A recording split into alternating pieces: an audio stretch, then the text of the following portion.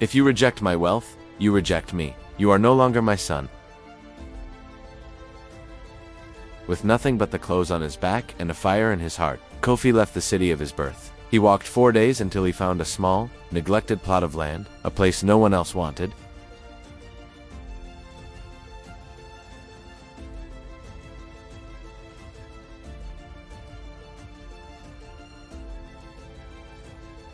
His father's wealth could have fed this entire village for a year, but a few watched with a different kind of curiosity.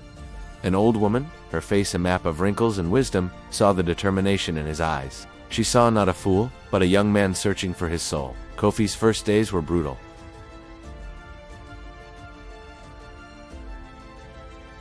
His hands, once soft, were now blistered and calloused. There were nights he lay in his small hut, his stomach empty, staring at the stars, wondering if he had made the biggest mistake of his life.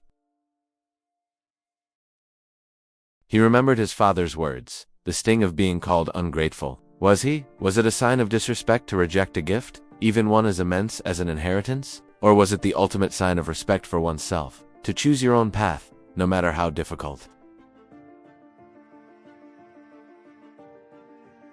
Is self-reliance a greater virtue than honoring the work of those who came before you?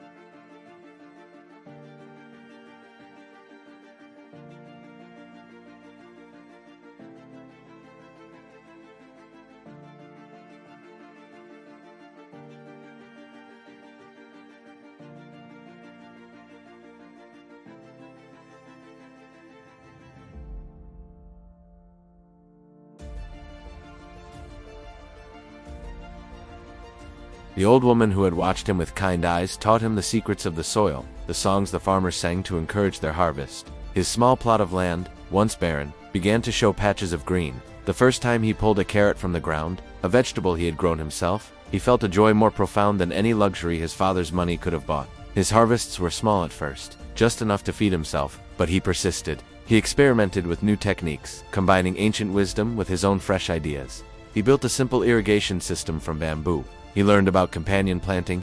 The villagers who once mocked him now watched in quiet amazement. His farm began to flourish. He had more than enough to eat, and soon he had enough to share. People tasted the sweetness of his tomatoes, the crunch of his corn, and they saw not the foolish boy, but Kofi the farmer. Years passed. Kofi's farm became a model of sustainability and innovation. He didn't just grow food, he grew a community. He taught the village children how to farm. He organized a cooperative so other farmers could get better prices for their crops. He wasn't rich in the way his father was, but he was wealthy in ways his father could never understand. He had purpose. He had respect, earned, not inherited. He had a family, not of blood, but of the community he had nurtured. One day, a sleek, expensive car drove into the village, a sight so out of place it stopped everyone in their tracks. An old man, frail and leaning on a cane, stepped out. It was Kofi's father. He had heard stories of a remarkable farmer in a remote village, a man who had turned a barren wasteland into an oasis.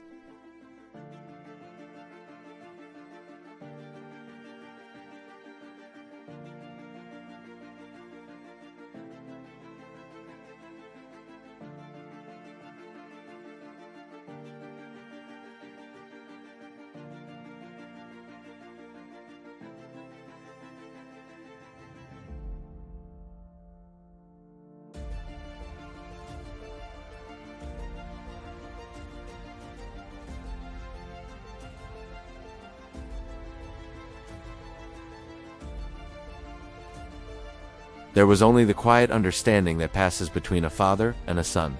His father looked at everything Kofi had built, and with tears in his eyes, he said, "I offered you a kingdom of gold, but you chose to build a kingdom of life. I thought you were disrespecting my legacy, but you were creating your own. This is a greater inheritance than I could ever have given you."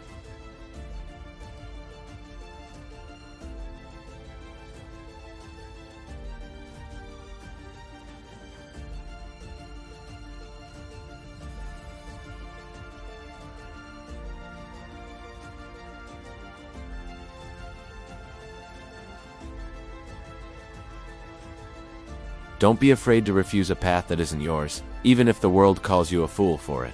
Build your own farm, whatever that may be. Plant your own seeds, and watch your life blossom. Thank you for watching.